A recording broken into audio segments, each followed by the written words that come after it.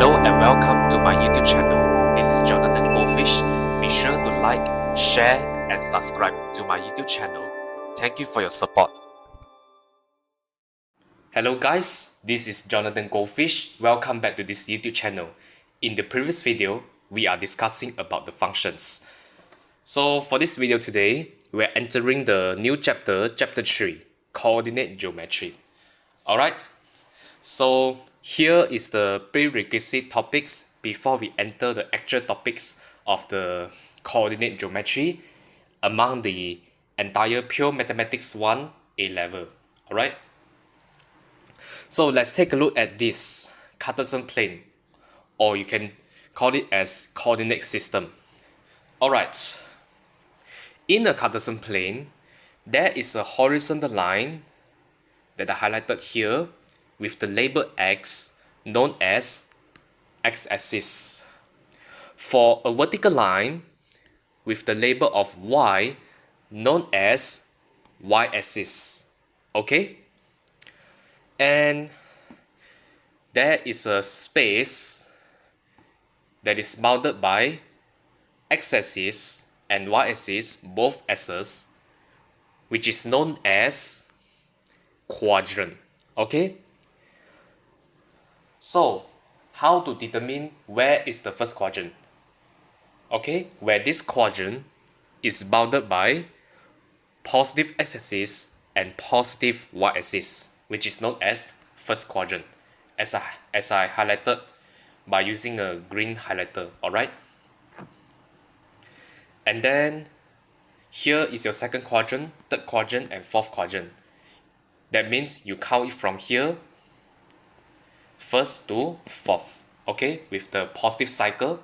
Okay, only anticlockwise is considered as positive cycle. This one you will learn in your chapter 5, which is your trigonometry functions. Please stay tuned to my subsequent videos. Alright, so we have finished discussing the Cartesian plane. So let's proceed to the coordinate form. Okay, so every time the questions wants you to leave the answer in the form of coordinates. So this is how you leave your coordinate form. Okay, with this bracket, the comma, and these two values. One is your x and y. Okay, coordinate form. Let's say 0, 1, 1, 2. Okay.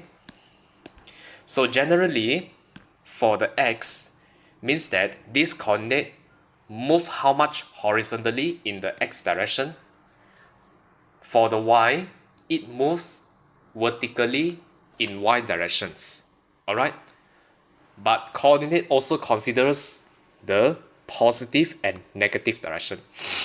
Alright, so let's say there's the both axes intersect at a point.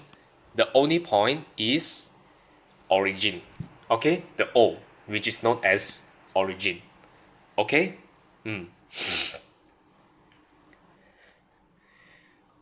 Alright, so yeah, actually these two prerequisite topics are basically from your secondary school knowledge. Alright, so let's proceed to the next subtopic, which is the distance between the 2 points. Okay, in a Cartesian plane, given there's a straight line with two ends A and B, okay, two ends of the points, which is the let's say A and B. Alright, with their respective coordinates, and we can assume that the coordinates are different. Okay, I want to find the distance of AB in the Cartesian plane. How to find their distance? Okay, so we can use the Pythagoras theorem to find the distance. So we can use the Pythagoras theorem. Before we using the Pythagoras theorem, the first condition is you must obtain a right angle triangle first, provided that there's a 90-degree there. Alright, so you can plot a point C which has the same y coordinate as B. I mean same x coordinate as B. Okay, and same y coordinate as A, like that. Okay, here is your 90 degree. Next, find the change of x over here and change of y over here.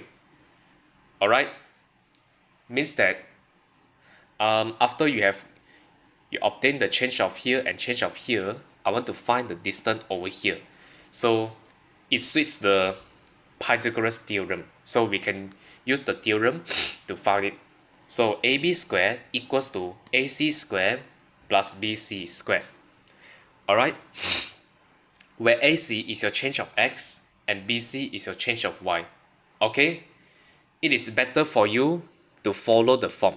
Okay, when here is a x2, here must be y2.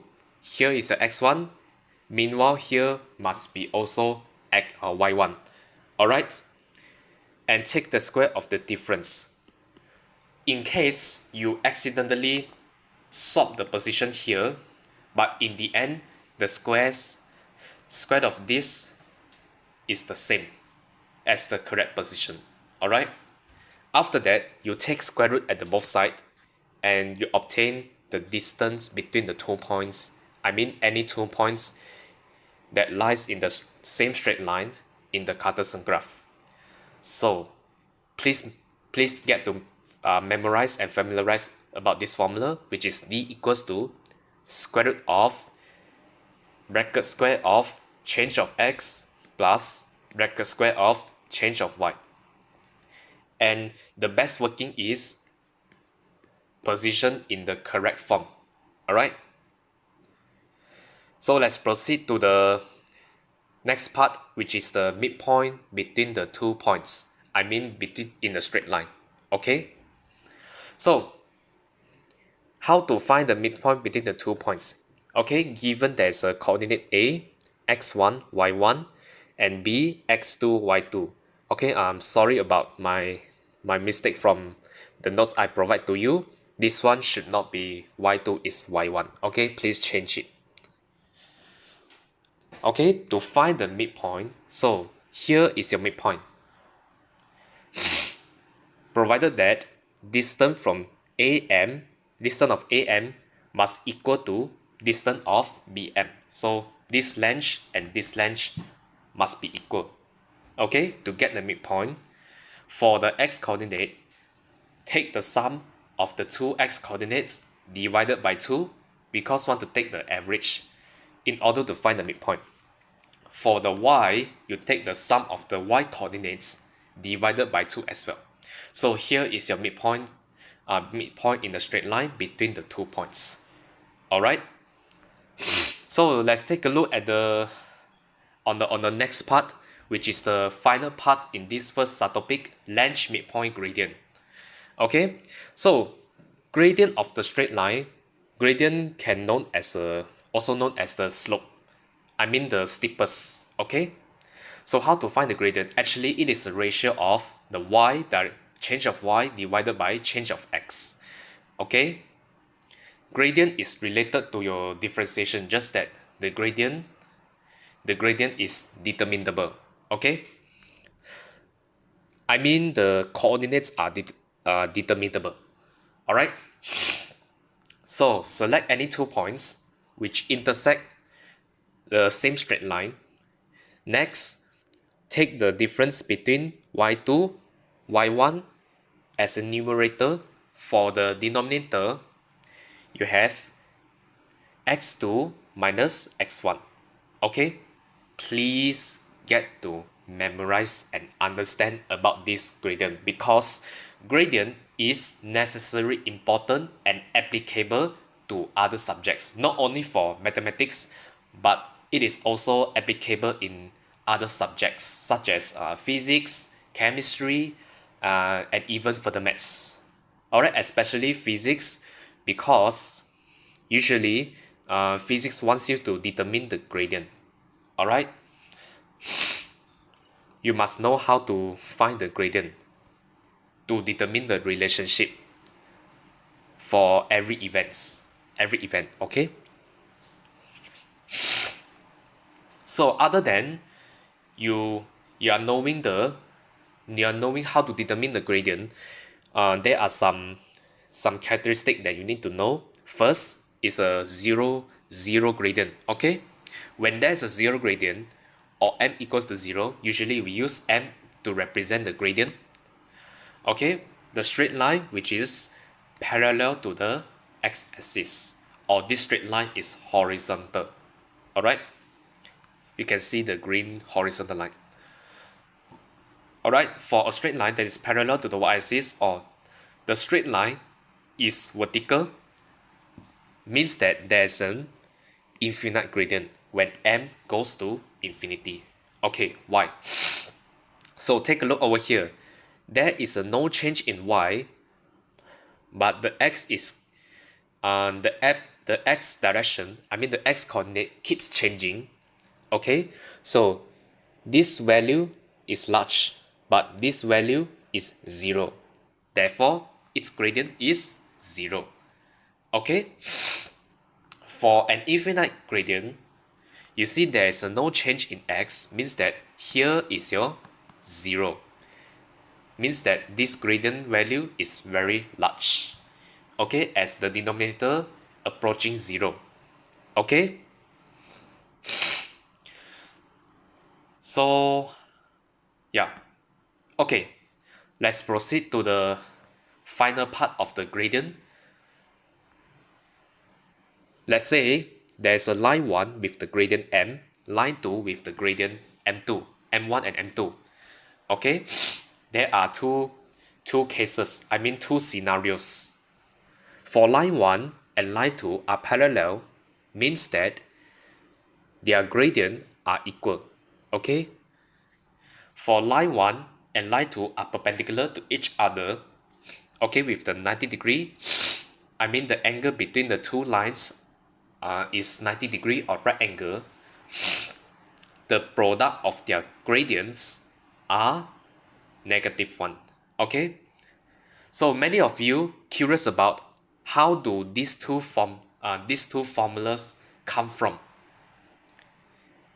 Actually, it is it they come from the relationship of the tangent. Okay, this one I will prove these two formula in my subsequent video, which is the chapter 5 trigonometric functions.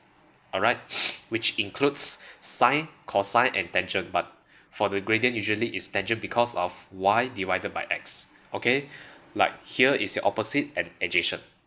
All right, and as I mentioned just now, there's a line 1 and line 2. The point of this point, we can call it as point of intersection. Okay, so there's a technique for you to find the point of intersections. The only methods to find the point of intersections. Okay, so we must obtain the equation for this line 1 and line 2 and solve the equations of line 1 and line 2 simultaneously by using a substitution or elimination.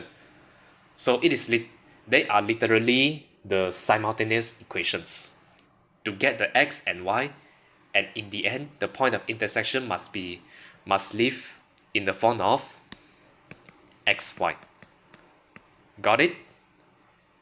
Okay, so that's the end of the discussion of this first subtopic, length, midpoint, and gradient. Let's proceed to the next subtopic, equation of the straight line. Okay, so in the previous chapter, I've mentioned that the general form of the straight line is the ax plus by plus c equals to 0. Okay, provided that the coefficient of x and y must not be 0, or else this equation is not a straight line. Okay, does not indicate the straight line in the Cartesian graph. Okay, but for c, as long your c subsets to all real numbers, okay, that means c can be also 0, but coefficient x and y cannot be 0 in order to form the equation of straight line in the Cartesian graph, to form a linear function. Okay, so usually for the gradient form, equation of a straight line expresses into y equals to mx plus c. Okay, where m is your gradient, c is your y-intercept. When x equals to 0. Alright? So to find the y-intercept, you need to let x equal to 0 first in order to get your y-coordinate. And that y-coordinate will be your y-intercept. So to find the x-intercept, you need to let y equals to 0 first. Okay? Like you are solving the quadratic function. Okay? So you let y equal to 0 to get this x-intercept. Alright? That's the same. This is the same thing. So here's the step to form how to form the equation of a straight line in gradient form. Okay, first obtain the gradient by select any two points and use this formula to calculate the gradient first. Next, select any point. Let's say I pick the lowest point. Okay, you need to let this y and x unknown, because you don't know. You need to form an equation of straight line, provided that for this y and x are variable.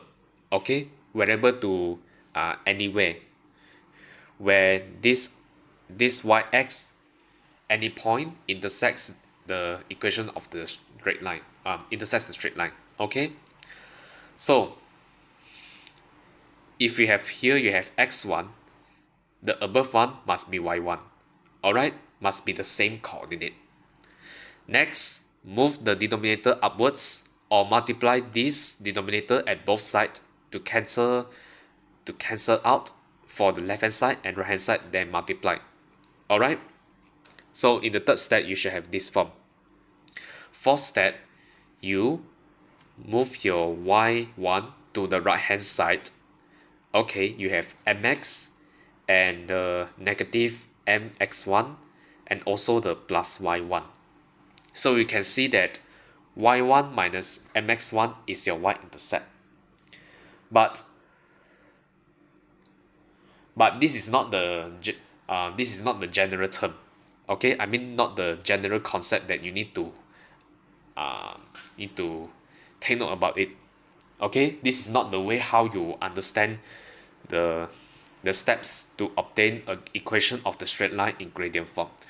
So for this, I just put it here for extra information.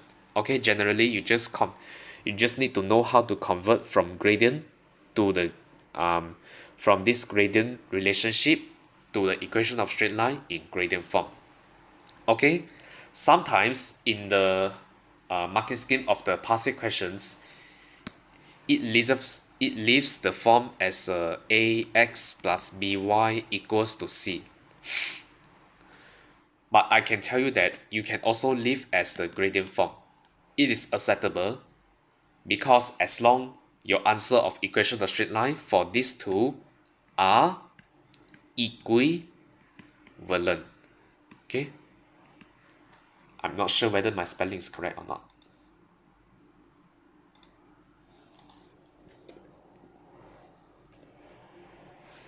Oh, sorry, there's no L here.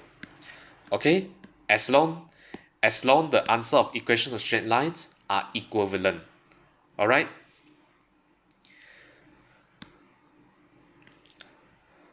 so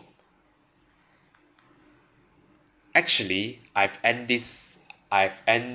the discussion of this subtopic, just that I need to add this extra notes for you, how to verify whether any a point intersect in any graph of the lines. Okay, for this fx maybe could be a linear function, quadratic function, or any valid functions. All right,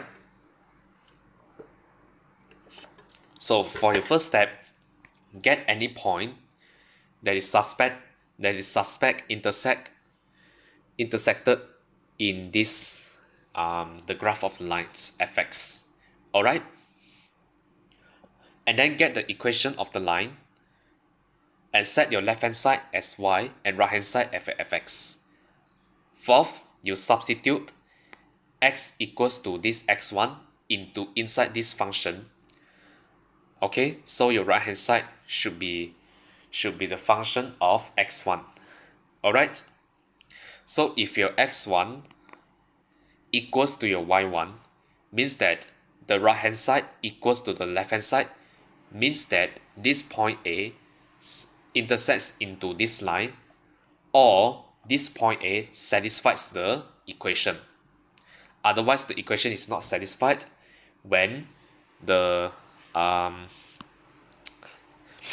fx1 is not equal to y1, means that this x1 does not satisfy the equation of the function. Okay, so that's the end of this discussion of this subtopic. Okay, let's proceed to the next subtopic, which is the shortest distance from a point to a straight line.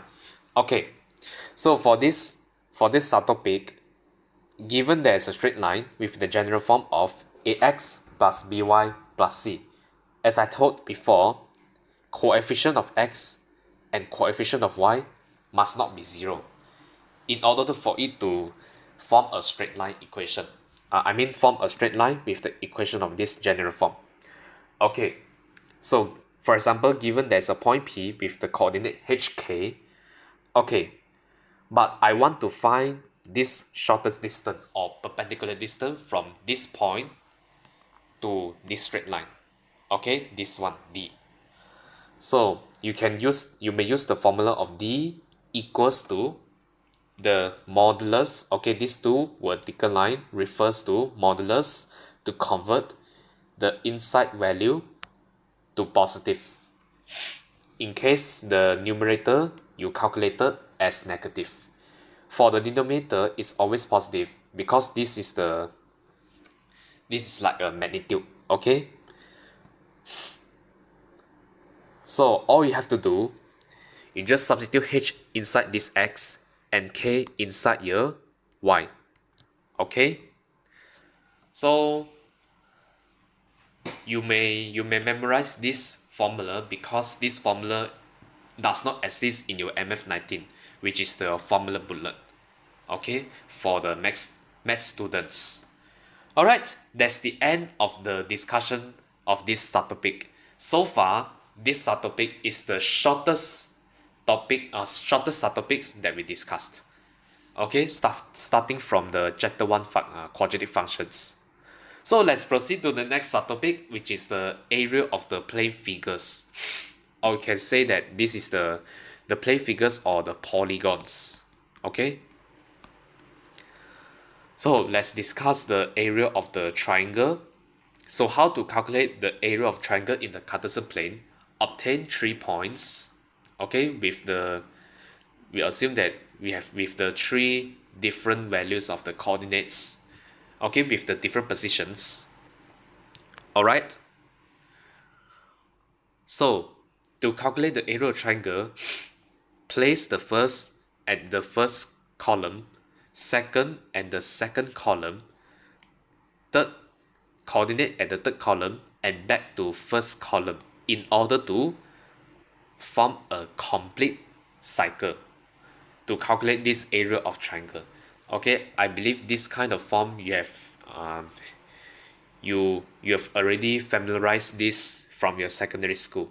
Okay, so for this two vertical line also refers to modulus. Okay, for converting this negative value into positive, because area is always positive.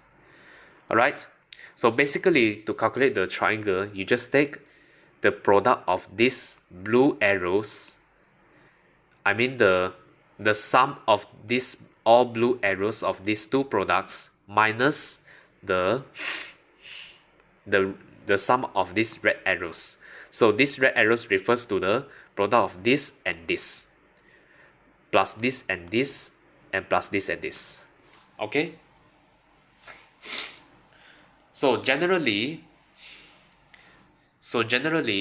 regardless how much of how much the side of this polygon, okay, with the coordinates a, b, c, until how much? But to the end of the n. Okay, and let's say n is your last coordinate of this figure or polygon. So you have this general form, and this formula is also necessary to memorize for you. Okay, please memorize it, because this formula does not exist in your MF19 as well.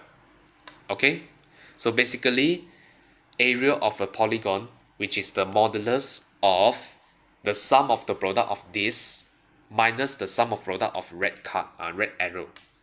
Okay, so that's the end of the discussion of this subtopic as well. Okay, so I will proceed in the next subtopic later. Okay, all right, here comes to the last subtopic of this chapter, which is the equation of the circles.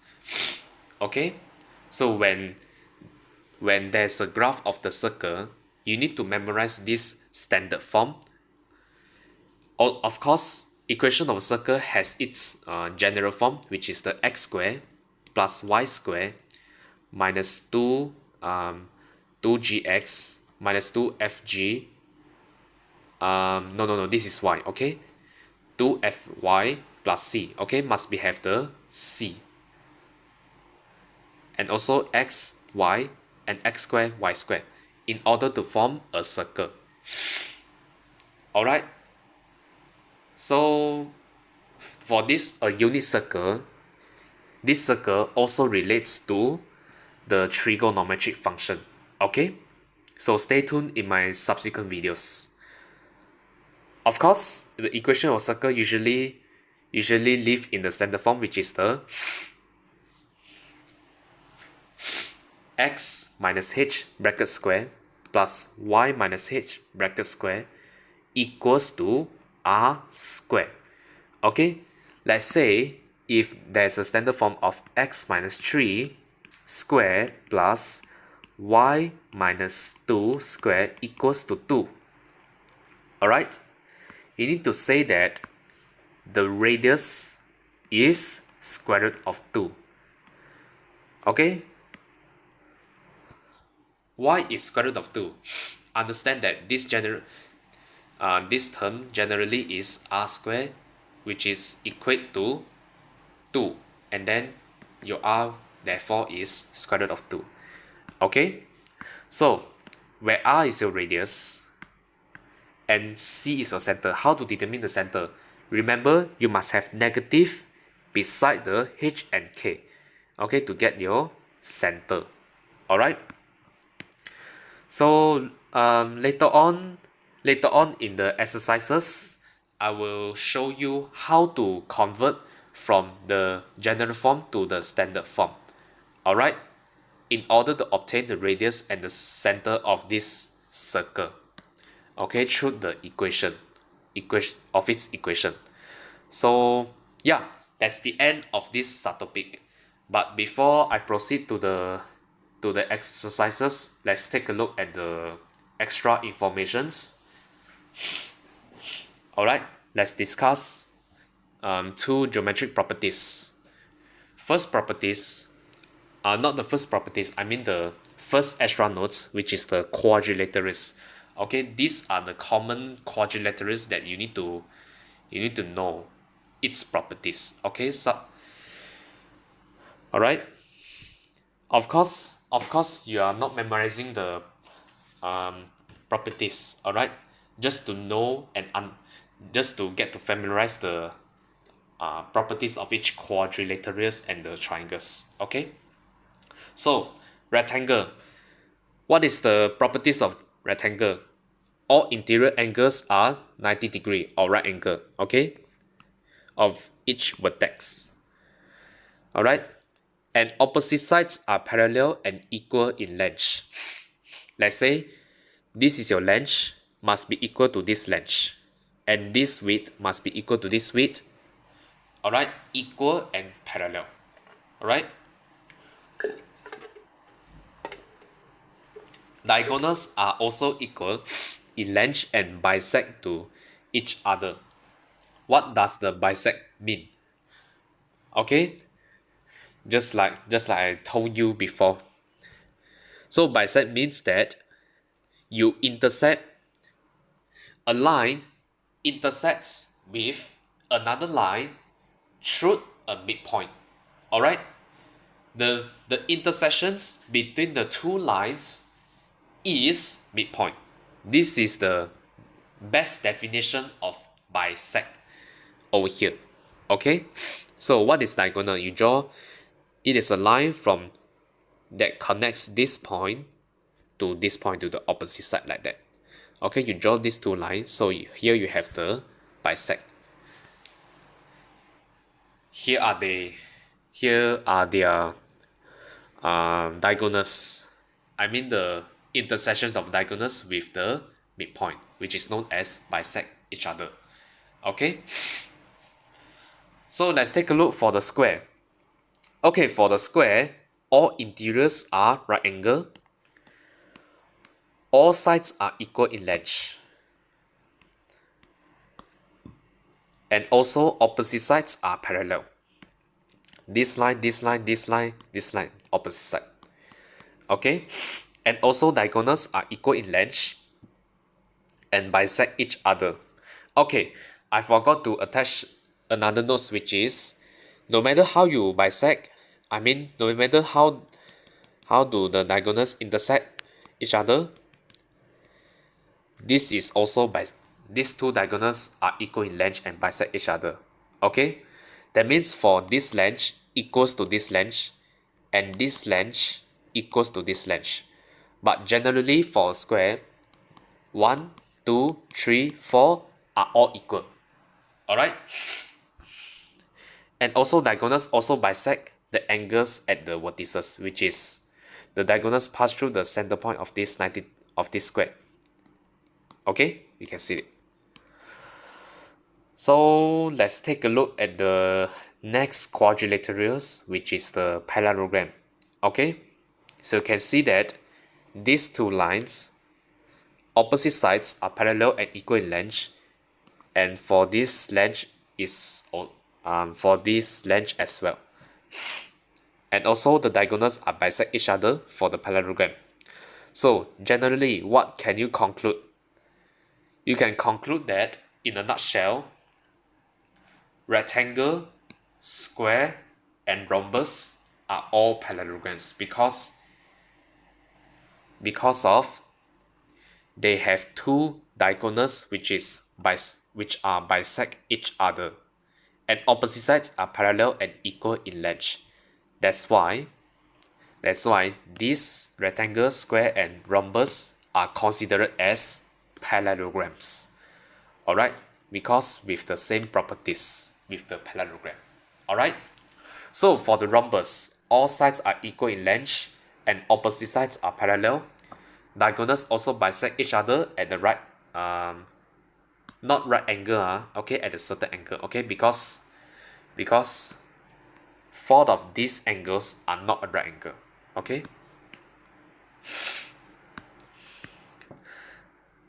Please change this. Alright, sorry about that.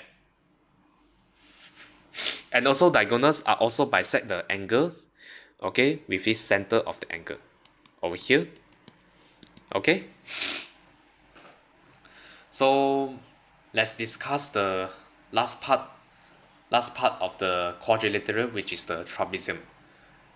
Okay, the properties of the trapezium only has the two sides are equal, but to calculate the area of the trapezium, you need to use this formula, which is the half times the height and the sum of this side and this side. Alright, so I don't think I'm going to derive this further. You need to investigate by yourself. Alright, so let's proceed to the last extra notes, which is the triangles. Okay, so there are six types of triangle. I mean 4 types of triangle actually. Okay, so let's discuss the scaling triangle. So for the scaling triangle, example, there's a triangle ABC. 3 sides have different lengths. Alright, and also 3 angles are also different. For the isosceles triangle, it has two sides with equal length called legs. Okay, for the third side, which is known as base. Legs, base. And also, angles opposite the equal sides are equal. Okay, so this angle is opposite to the this leg, and also this angle is opposite to this leg. But for the two legs, they are equal in length and also equal sides. That means these two angles are the same. All right. So let's take a look at the equilateral triangle. For equilateral triangle, three sides are equal in length. That means the angles of these three are always is always 60 degree respectively. All right, this one you should know already. For the right angle triangle, it has a right angle which is the 90 degree, exactly 90 degree. All right, I don't think I have to cover with you about this too much. And let's take a look at the extra information. For the acute angles, all three angles less than 90 degree for obtuse triangle has at least, only has an angle which is more than 90 degree. Okay, so acute angle, acute triangle, all three angles less than 90 degree. Obtuse triangle has an angle more than 90 degree. Triangle, okay. So yeah, okay. So let's take a look at the scalene triangle. Can be both. It can be both acute and obtuse triangle because with the three different angles. That means the scalene triangles have the different properties. All right. For the isosceles triangle, can be the both acute angle and obtuse triangle. Just that triangle. Just that these two angles cannot be the obtuse angle, but this one is possible. All right, unless this angle and this angle are really less. So for the equilateral triangles, three angles are always 60 degree. All right. So equilateral triangles are always acute angle because all three angles are less than 90 degree and same, which is exactly 60 degree. For the right angle triangle, it is always acute angle because you have a 90 degree. So meaning is to say sum of this angle and this angle must be only 90 degree in order for the sum of interior of a triangle must be 180 degree. Okay, so that's the end of the discussion of these extra notes. So in the next part, we are going to discuss the exercise for chapter 3. Let's proceed to the exercises for chapter 3 before I end this video. Okay, so I will discuss some of the questions only, and the rest I need you to try out by yourself. Alright, so let's discuss the questions from the course book now. Later on, we will discuss the past year questions. Alright, so let's take a look at the first question. Given there is a coordinate P, Q, and R, okay, please read through by yourself. Show that triangle PQR is a right angular isosceles triangle and calculate the area of the triangle. Okay, so first, you are given there's the three coordinates, but how to know that the PQR is a right angular isosceles triangle? So first thing first, you may draw out the diagram in the Cartesian plane. Draw out the coordinates in a Cartesian plane. Okay, let's say first you plot the coordinate for P is 1, 6. So let's say I plot 1 here and 6. So here is your P. Okay, for the Q is -2 over here. Okay, I just draw approximate the positions only. Okay, So here is your cube. Your R is 3, 2 and 3. Negative 2, negative 1, negative 2. So here is your negative 2. Okay?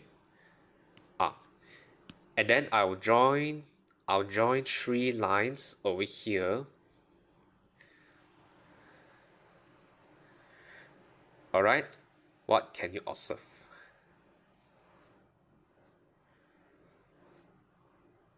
Wait. Okay, I need to reposition my R first.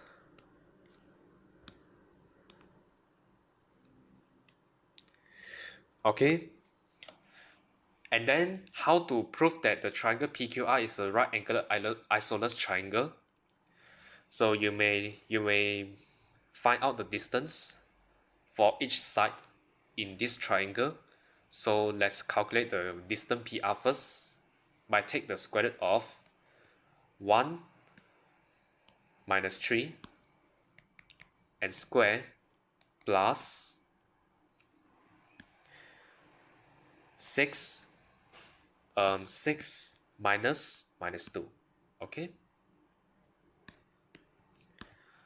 6 minus 2 and square.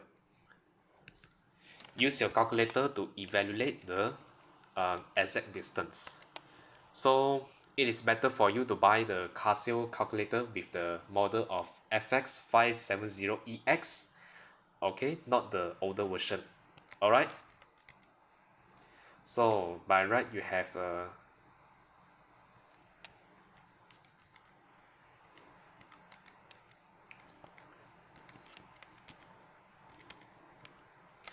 2/17. Okay, or you can leave it as 68. Okay, next you repeat the same procedure for the side PQ and side QR. Alright.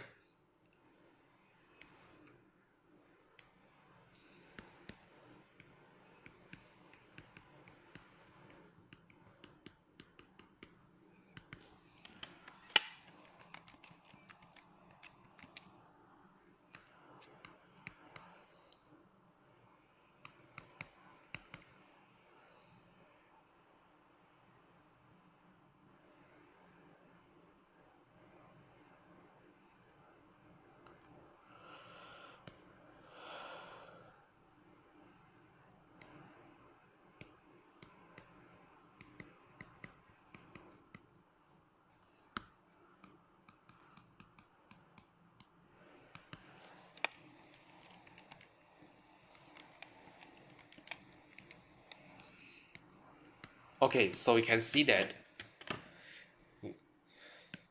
in an isosceles triangle, there are two sides are equal in length. So you can say that PQ equals to QR.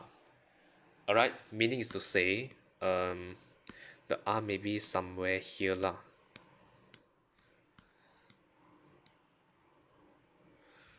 Okay, like that. So isosceles triangle by right should be like that lah, with these two equal sides, right?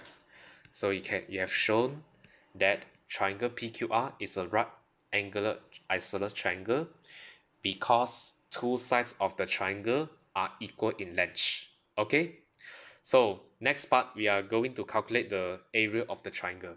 So how to calculate the area of the triangle? Okay, so you may apply the formula of A equals to half the modulus of, okay, I write the coordinate first, 1 6, next Q negative 2 1, next R 3 negative 2, and finally back to 1 6 because we want to calculate a closed loop of the triangle PQR. Not a loop, it's a closed triangle. Okay, in this Cartesian plane. Okay, next, what are you going to do? take the sum of this product, and this product with the green arrow I have illustrated. So 1 times 1, 1 times 1 is 1, negative 2 times negative 2 is 4, 3 times 6 is 18. Okay, so for the minus side, you have the three products for the red arrow I've illustrated. So is 6 times negative 2 is negative 12, 1 times 3 is 3, and negative 2 times 1 is negative 2. Okay, and it is better for you to perform all the steps to prevent making a careless mistake. So for the green part, you have 23. For the red part, you have negative 11, but negative times negative is positive, so plus 11. Okay, why do I have to put the modulus? Because the afraid of this value will become negative. But always remember, area is always positive, okay, in mathematics. Okay, so 23 plus 11 is 34. 34 and a half is 34. The half of 34 is 17. So your final answer is 17 unit squared. Okay, because this is the area in the Cartesian plane, you need to leave in the form of unit squared. Okay, so it is best for you to leave the units and also the as well as the distance. Okay, unit. All right. Although the marking scheme does not put the unit beside the answer. Okay. So let's proceed to the next question. Okay. The distance between the 2 points P and Q is 4 sub 5. Find the two possible values of A. Alright, so what are you going to do is to apply the distance formula. Okay, so the distance of PQ is all square root of A A minus 5. Okay, square plus negative 1 minus A.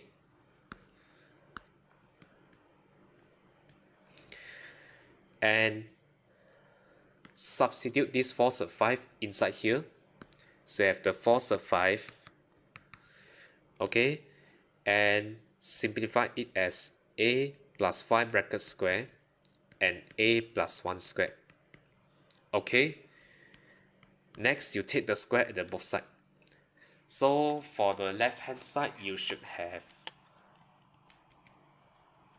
80.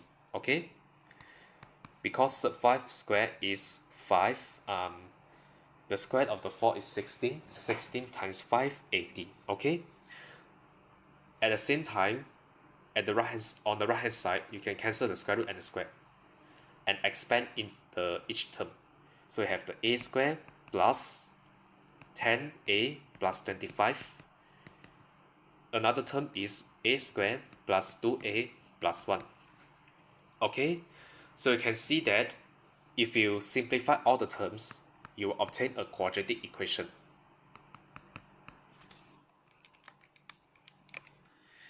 Over here. Okay, so you have obtained a quadratic equation, but the question wants you to find the two possible values of A. Means that A has not only one answer. Okay, A has two answers because you will obtain a quadratic equation. Okay, so divide this quadratic equation by 2 because they are divisible by 2. Alright, next you factorize it. 9 and 3. Okay, and then so your final answer should be 3 and negative 9. Okay, alright, let's proceed to the question 4. Three of the vertices of a parallelogram ABCD are A, negative 7, 3, B, negative 3, negative 11, and C, 3, negative 5. Alright, before I begin the any parts of the questions of this question, so I may draw a Cartesian plane. Okay? To accurately know the positions of each coordinates. Alright, I mean the each vertices. So for A is negative 7, 3, so I will plot it approximately. So let's say here is your negative 7 and here is your 3. Alright, A, negative 7, 3. I don't have to state the coordinates in both S's. For B is negative 3, negative 11, so B is totally in negative in this third quadrant. Okay, negative 3, negative 11, so B is over here. Okay, for C is 3, so here is your 3. Okay, here is your 3 and negative 5. Alright, and what about my D? So let me draw a parallelogram since it says that ABCD will form a parallelogram. Okay? Nah.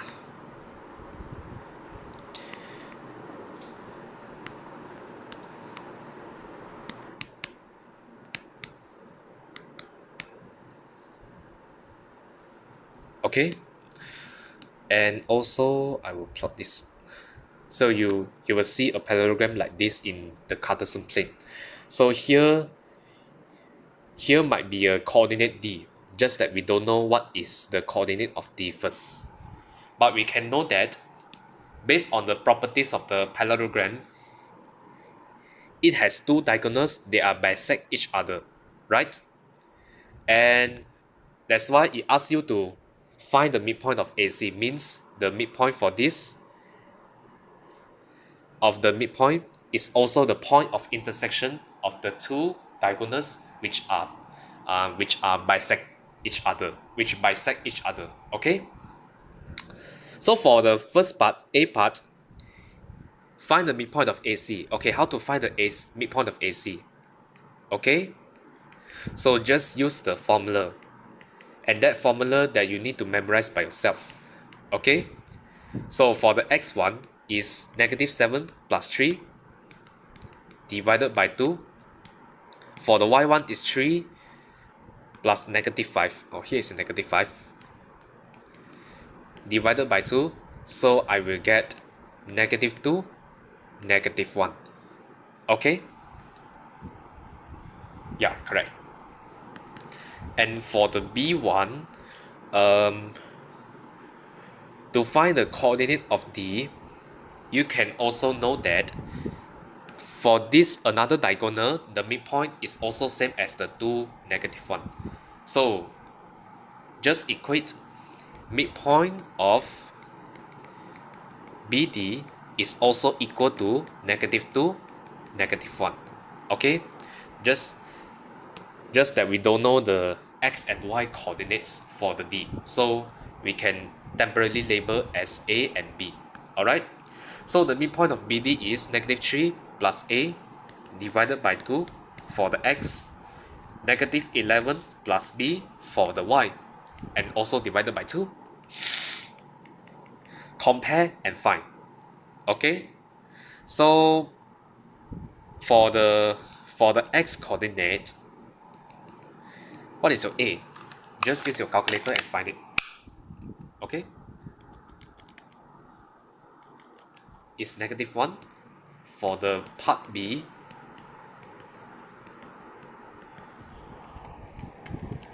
it is 9. So therefore, you need to rewrite the coordinate of D. What is the coordinate of B? Is negative 1 and 9. That's all. Alright?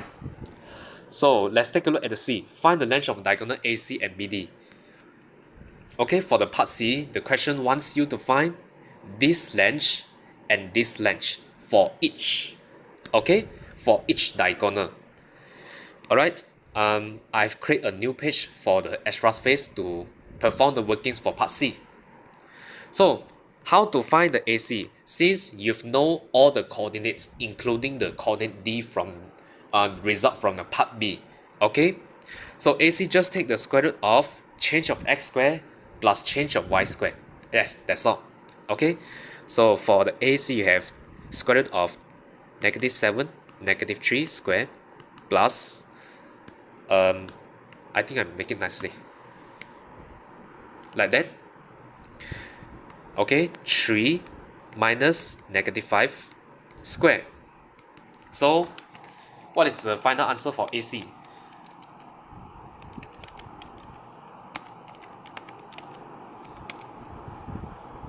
Okay,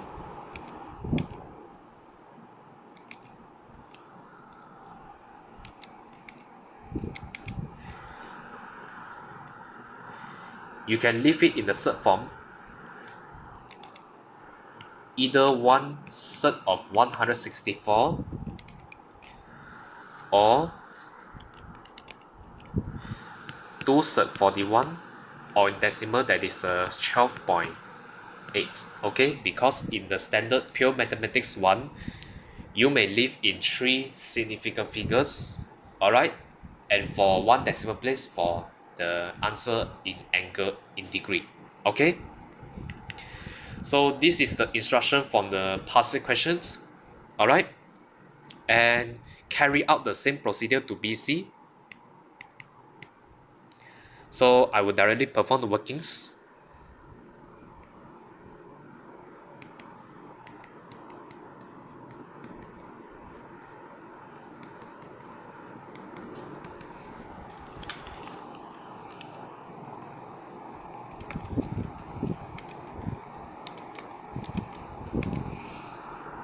So by right, you should have 2/3 101, or you can leave it in the decimal of 20.1.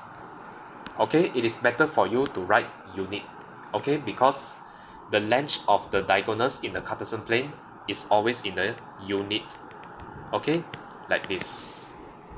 So that's the end of the discussion for this question 4. Okay, so let's move on to the question 5. Given P is a point, a -2, Q is the point, 4 minus 3a, and -a. Find the gradient of line PQ.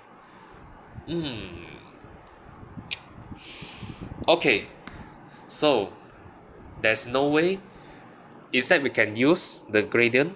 So how to find the gradient of PQ? We use n to represent PQ. Okay, so take the difference of this and this.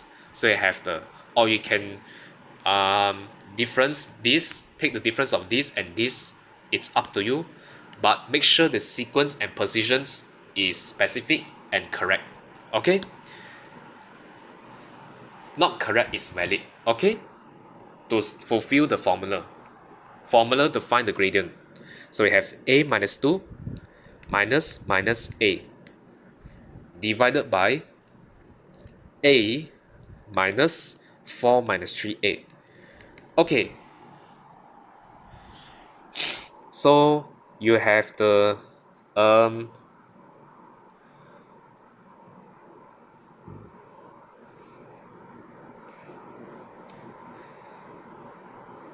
so we have a minus 2 plus a divided by a minus 4 plus 3a.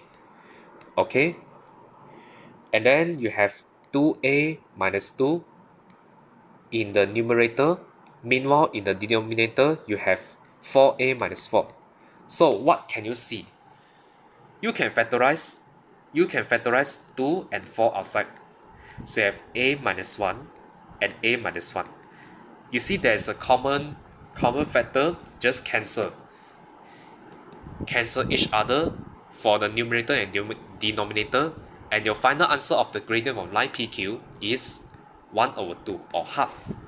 Okay, so let's proceed to the gradient of the line. Find the gradient of the line which is perpendicular to PQ. What does it mean? Perpendicular to PQ. Okay, means that this gradient multiply this gradient, multiply the gradient from A to get -1, because the angle between two lines is right angle. Okay, so just use n1 times m2 equals to -1. So m1 is a half, the m2 is I want to find. Okay,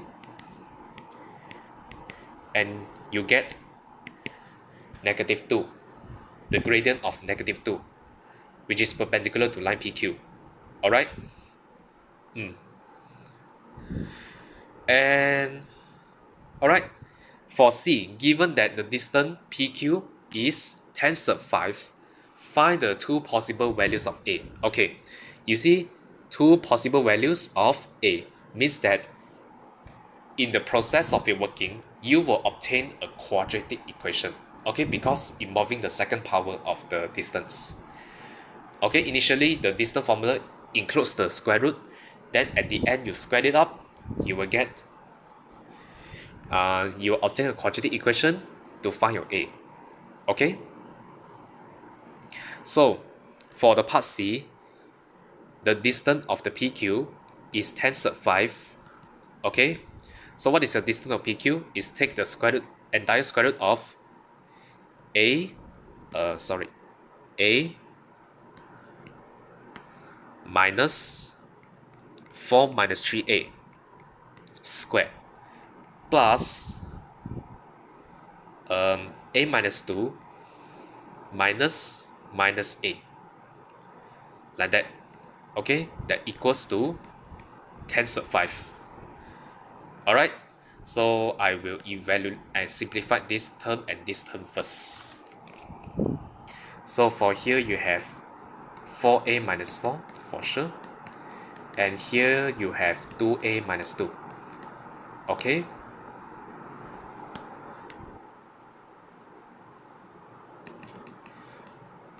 alright, take the square at the both sides. At the same time, you may expand these two terms. So for here you have 16A squared negative 32A and 16. For this side you have 4A squared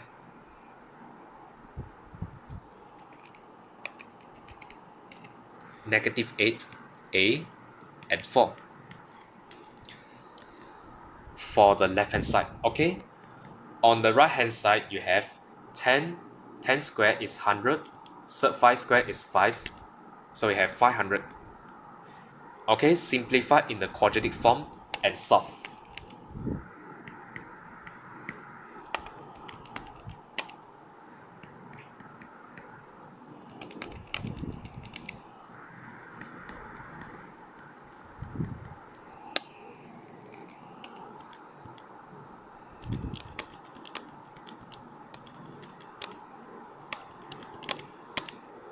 Okay,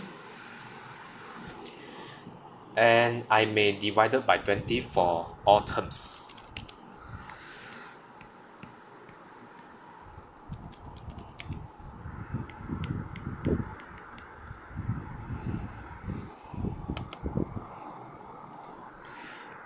And factorize it. Okay, because the discriminant is perfect square.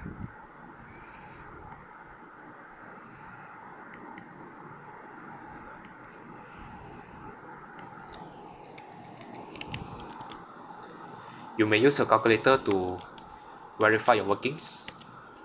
So your final answer should get 6 and -4. Alright. So that's the end of the question for question 5.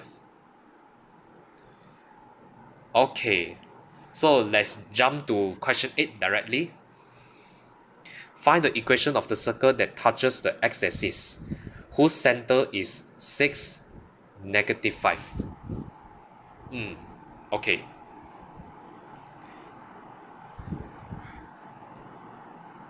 So,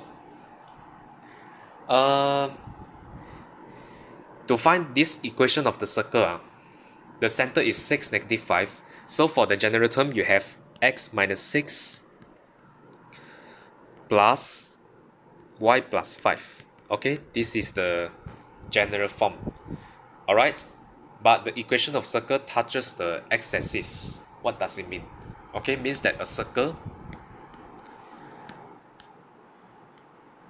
when the circle, when the x-axis is tangent to the circle.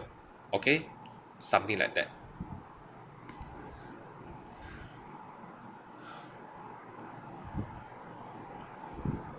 So, um, what are we going to do?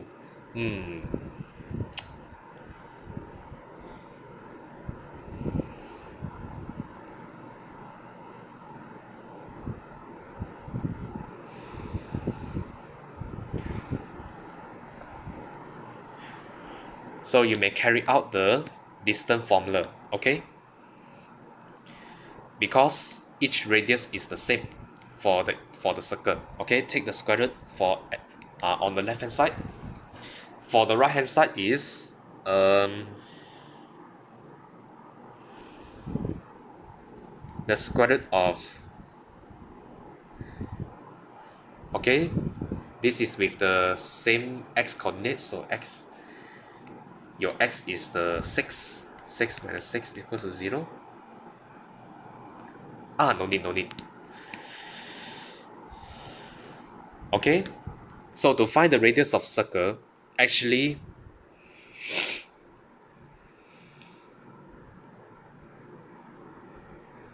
is 5. Yeah. Okay, so for the question 8, given there's a circle with the center of 6, -5, okay, but it touches the x-axis. This is the negative y direction. So that means your x-axis is tangent to the circle, like this, something like this, okay, where this is your y-axis, and actually your radius is 5 unit. Okay, 5 unit for each radius. Okay, for an equation of the circle, the radius is the same. Alright, the radius is constant. So we don't have to carry out the distance formula, just find the equation of the circle. But for the marks allocated guaranteed, so I have to perform the workings for the radius. It's a square root of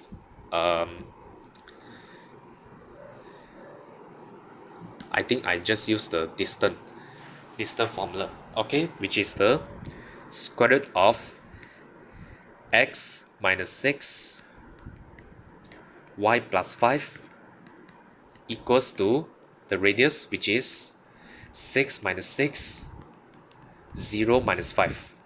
Okay, so that you will get a 5. Here you have 25, and here you have x minus 6 plus y plus 5. Okay, that means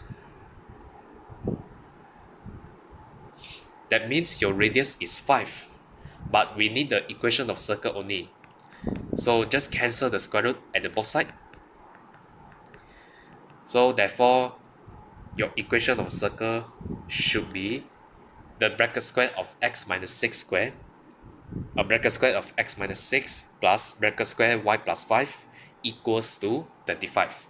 Okay, this is your equation of the circle, your answer. Okay, so what can we deduce from this equation? What information can we obtain? Is the center of 6, -5, and radius of 5. Okay, radius is always positive, not negative. Okay, so that's the end of the discussion for the question 8.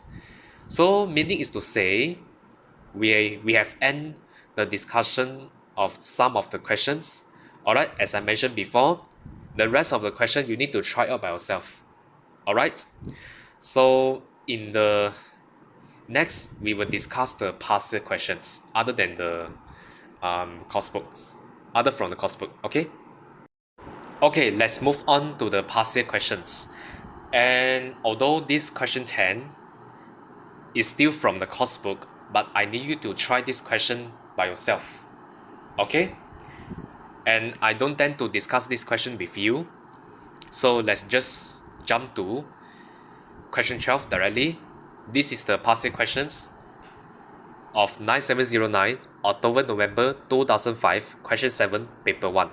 Okay, so 3 points have a coordinates A 26, B 810, and C 60. The perpendicular bisector of AB meets the line BC at D.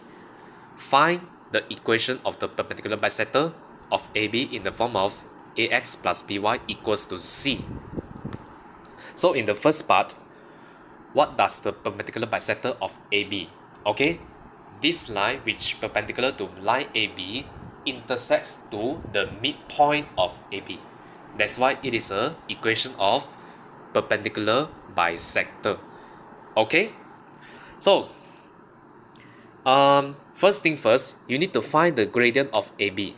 Okay, so what is the gradient of AB? Okay, just take 10 minus 6 divided by 8 minus 2, following this coordinate to get 2 over 3.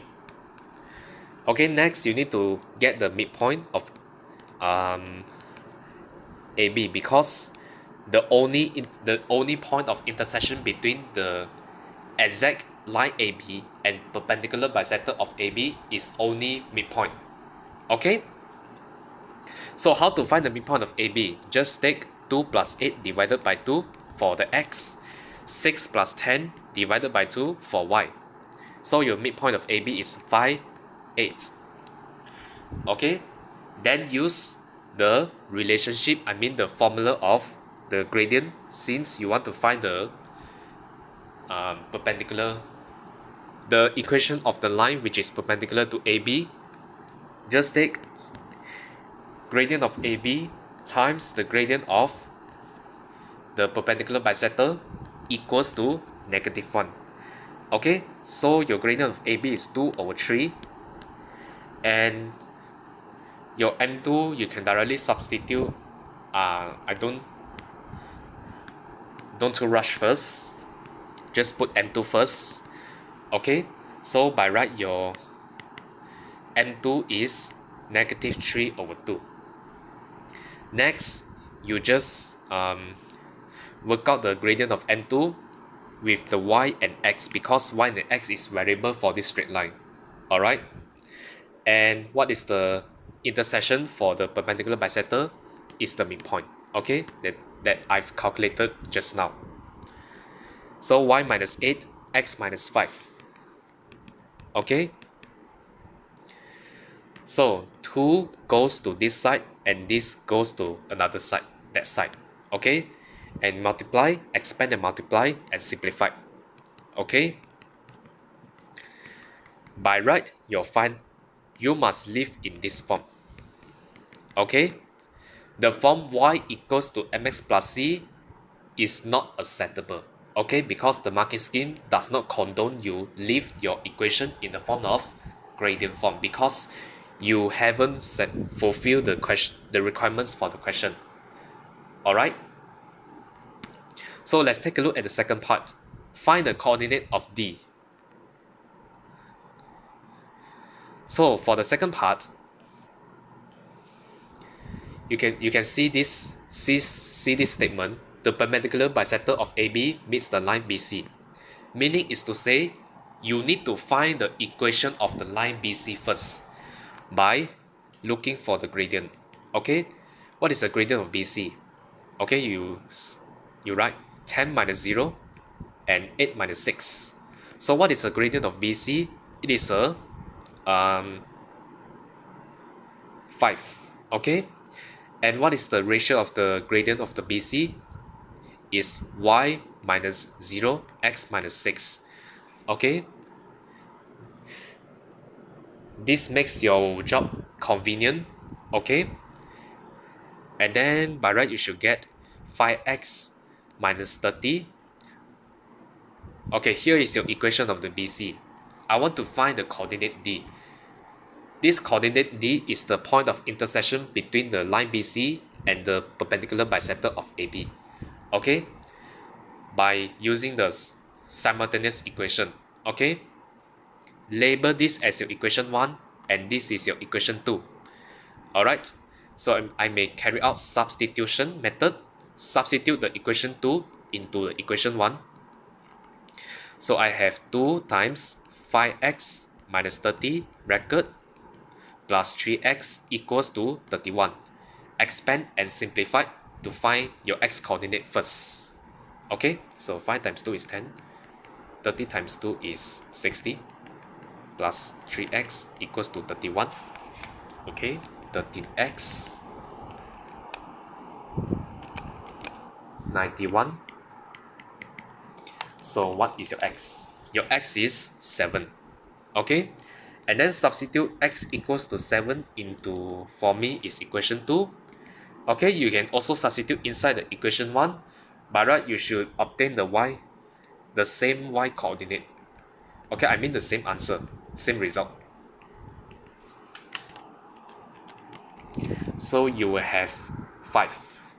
Okay, rewrite the coordinate of D like this. So your final answer for the part 2, coordinate of D is 7, 5. Okay, you can check and see. Alright, let's proceed to the question 13. You see, this passage question gives you a diagram, okay? That makes your job easier. Alright? So here is the passage questions of 9709, October, November 2006, question 5, paper 1. Okay? So there are 3 points, A 13, B 13, 11, and C 6, 15 are shown in the diagram. The perpendicular from C to AB meets at the point D. So find the equation of CD first. Okay, first thing first, you know that this line and this line are perpendicular to each other, right? So first thing first, you need to find the gradient of AB. So what is the gradient of AB? It is 11 minus 3 and 13 minus 1. Okay? So you have 2 over 3. Okay? Use the relationship of gradient of AB times gradient of CD is -1. So here you have 2 over 3. Here you have gradient of CD. By right, your gradient of CD is -3 over 2. Okay? And use the point to obtain the gradient ratio of the CD, alright? Which is the y minus 15, x minus 6. Alright? And then you find the equation of the CD. Okay?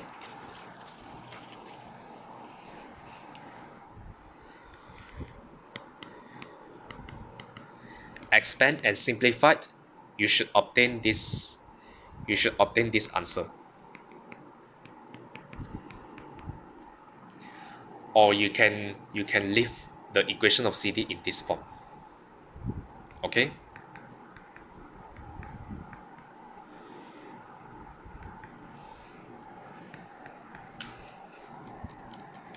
So both answer for the general form and the gradient form are acceptable because this question does not specify what form do you need to leave. Okay? As long these two equations are equivalent. Okay? So let's take a look at the second part. Find the coordinates of D. Okay?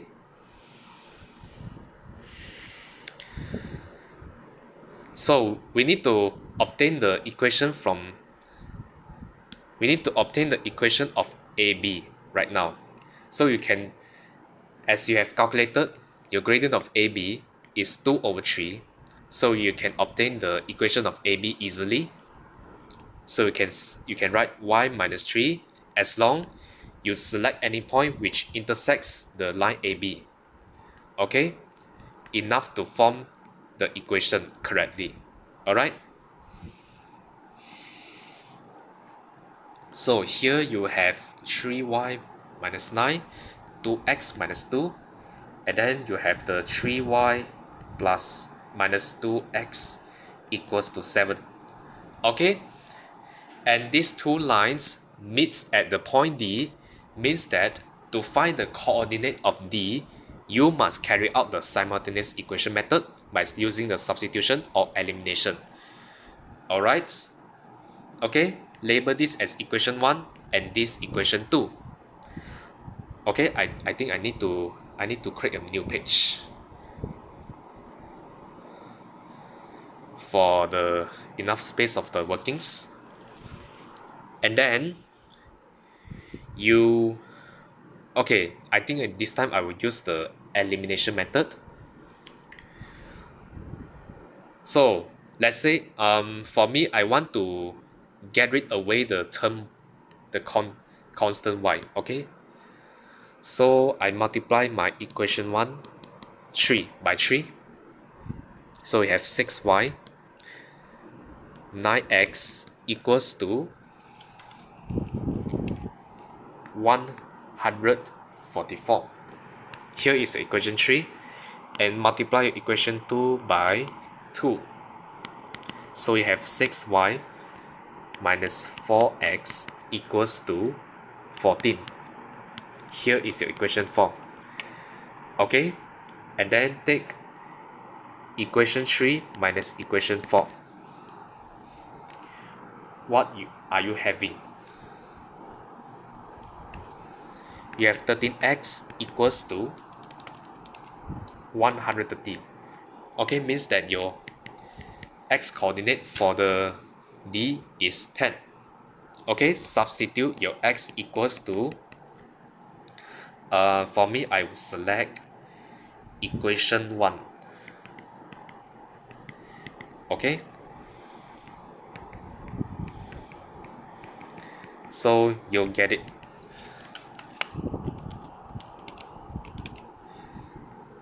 Okay, and then rewrite the coordinate of D below of your workings.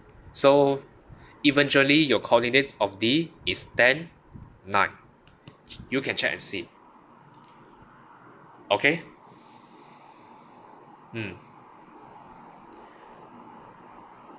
Alright, let's proceed to the question 14.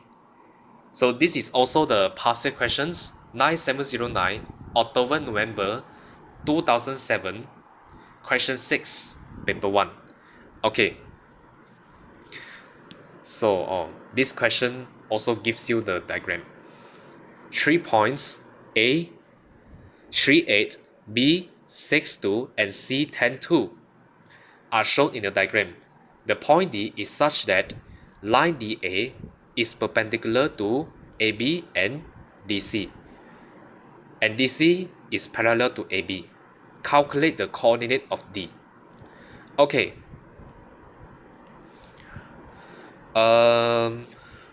So first thing first, you need to calculate the gradient first. Alright? So what is the gradient of AB? Your gradient of AB is 8 minus 2, 3 minus 6. So you will have the negative gradient for AB. Okay? Negative 2. Okay, since AB is parallel to CD, means that the gradient of CD is also negative 2. Okay, so first you will obtain the equation for CD. Alright, and select any point, only select this point to form the equation of the CD.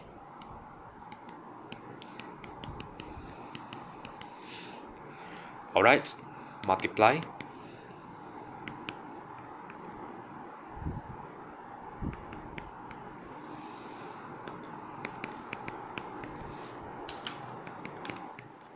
Okay, label this as your equation 1. Okay, you need to obtain two equations in order to find the coordinate of D. Okay, because D is the intersection between AD and CD. Okay,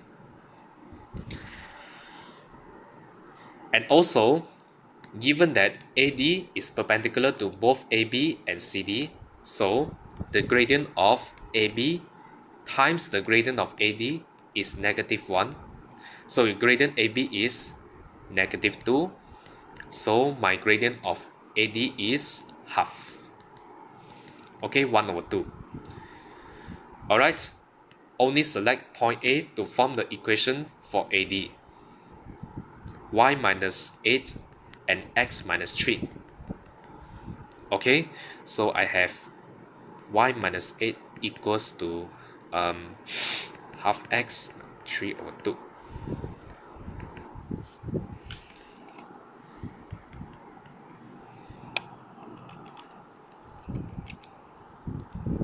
Okay, so you have 13 over 2. Label this as your equation 2. Uh-oh, I still have not enough space. So I need to create new page for this. For the following workings. Okay? So my method is, this time is 1 equals to 2 to eliminate the term y. Okay? So I have negative 2x plus 22 equals to half x plus 13 over 2. And then you find your x. So you here have 5 over 2x equals to 31 over 2. Okay?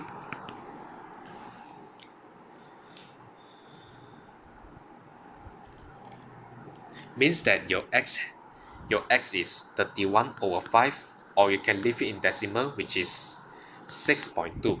But for me, I'll highly recommend you to leave your coordinates in exact form or fractional form. Okay? Alright, now we substitute the x coordinates 31 over 5 into, for me, I will select equation 1. Okay? So y equals to negative 2, 31 over 5 plus 22 to get your y coordinates of the D.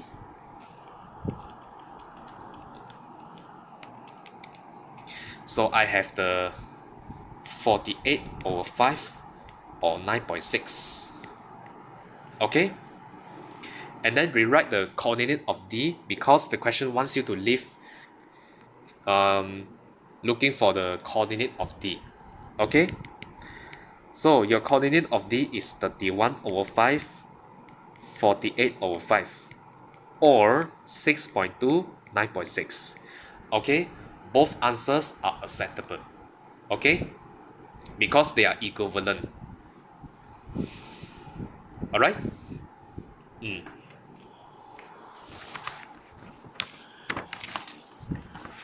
Okay. So the rest of these partial questions, I need you to try out by yourself. Okay? Alright. It seems like the partial questions is rarely come out the equation of the circle. What about we discuss more for the extra questions for the equation of circles to master the concept of the equation of circles. Alright? Okay. Give me some time, okay? Alright. Take a look at the last questions, question 17. Okay, for the question 16, I need you to try out by your own. Okay? Question 17. A circle has an equation bracket square x minus 5 plus bracket square y minus 2 equals to 20. State the coordinates of center of the circle and the radius. So this is the concepting. You must get to know and practice. Always practice with this question because practice makes perfect. Okay?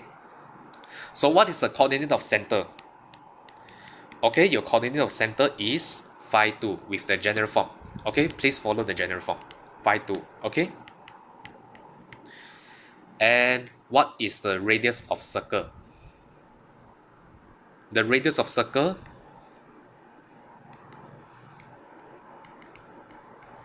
is sub 20 according to the standard form of equation of circle. Okay? Second part, state with a reason whether or not this circle intersects the y-axis. Okay. How do we verify this statement? Okay. whether this circle intersects the y-axis. Okay, when this circle intersects the y-axis, what does it mean? Means that you need to let your x equals to 0. Okay, so you can say when x equals to 0,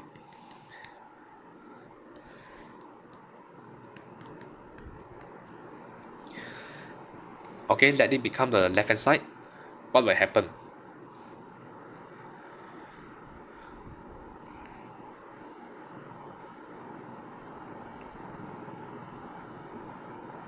Not the left hand side, okay? So like that, okay? And you may expand in this way, negative 4y plus 4 equals to 20. By right, you should form a quadratic equation. Okay? Whether this circle intersects the x-axis, y-axis or not. Okay? To satisfy the statement for this second part. Okay, we may carry out the discriminant. Okay, discriminant is always the best evidence whether this circle intersects the y-axis or not. Okay, carry out the discriminant, your B, your A, and C.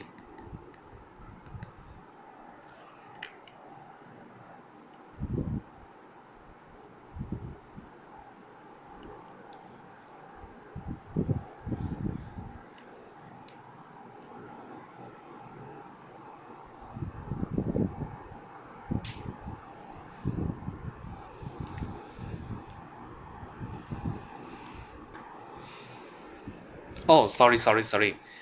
I missed another 25. So, by right, you should have another 25 over here. Okay, so 25 plus 4 minus 20. So, I have 9 over here. So, your C is 9. Okay. Calculate the discriminant. So, by right, your discriminant is negative. Okay, what does it mean? Means that this circle does not intersect y-axis. Okay, because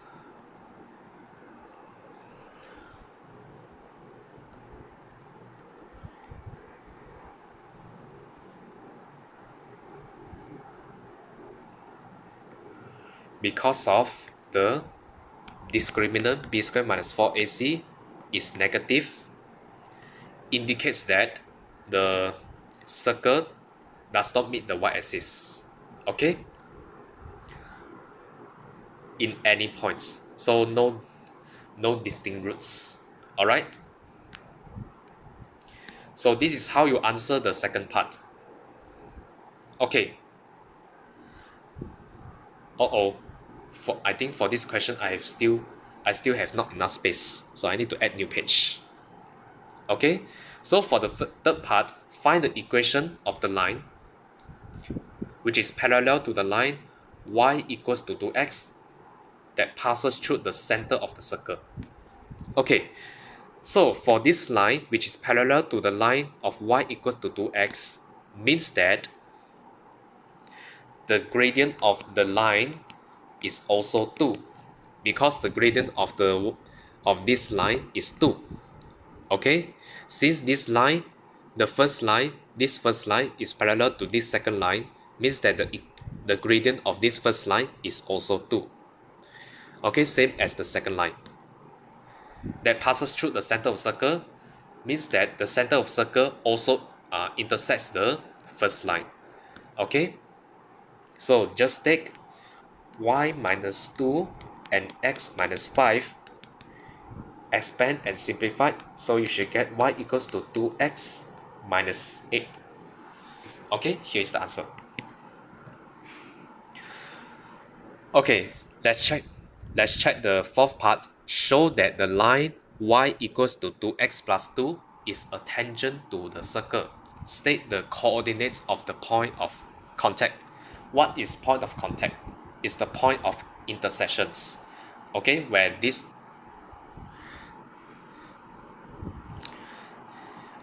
point where the line is tangent to the curve of the circle. So the fourth question for this part wants you to find this point. Okay, coordinates refers to this point. Okay, so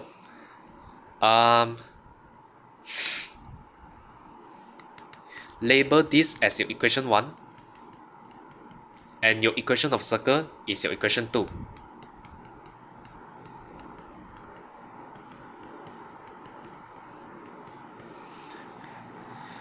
And then substitute the equation 1 into equation 2 to get rid away the y. Okay,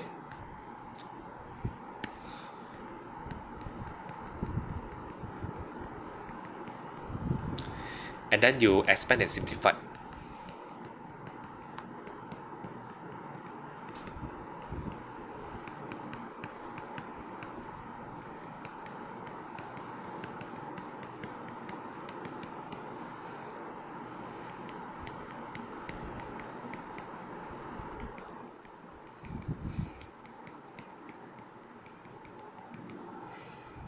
Okay, now you factorize.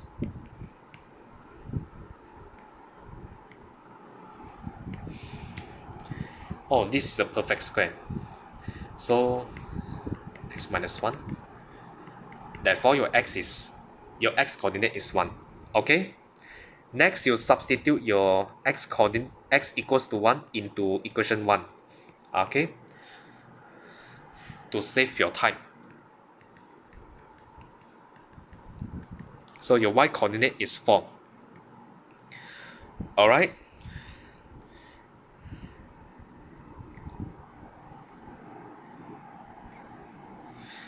Okay, therefore your tangent to the point.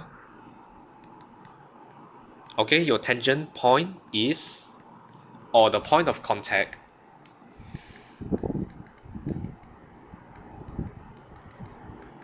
is 1, 4. Okay, here is your answer. But for another part, it wants you to show that the line y equals to 2x plus 2 is a tangent to the circle. So what should you do? Okay, so you may substitute x equals to 1, or I mean when x equals to 1, y equals to 4. Okay, for the let this become your left hand side and this is your right hand side. Okay, so your right hand side is 20. Okay, you may substitute and see. I mean, this is your left hand side and this is your right hand side. Okay,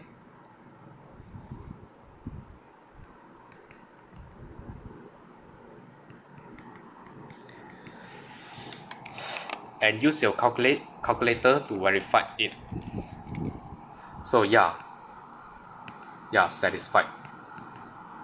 So it's shown. Okay, because when you have the point of contact 1, 4, it satisfies the equation of the circle. Okay, that's the end of the discussion of the questions. Alright, so yeah, I declare that chapter 3 coordinate geometry has ended. So let's move on to the summary for the chapter 3. Okay, here is a summary for this chapter 3 before I end this video. Okay, so for the first part, this Cartesian plane, coordinate system, and the coordinate form, you don't have to worry too much. So these two prerequisite topics are basically from your secondary school. Okay, we just move the knowledge to here.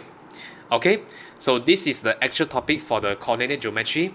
First, distance between the 2 points is d equals to the square root of change of x squared plus change of y squared. Okay, it is better for you to obey the form. Second, the midpoint between the 2 points, you need to obtain the 2 points and find the midpoint by using this formula: sum of x coordinate divided by 2 for x and sum of y coordinates divided by 2 for y.